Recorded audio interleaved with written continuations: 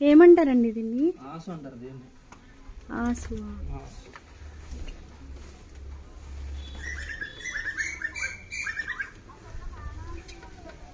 ఇప్పుడు ఆ రాట్నం తర్వాత ఇక్కడికి వస్తుందా?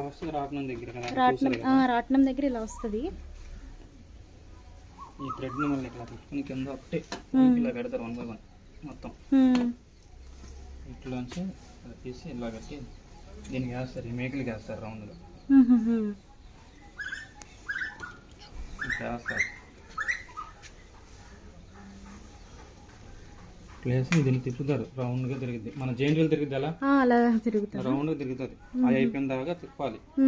అప్పుడు నెక్స్ట్ అలా వస్తుంది పొడుగులాగా. వెయిట్ ఉంది కదా ఓకే లాంగ్. అలాంటివి 3 వస్తాయి.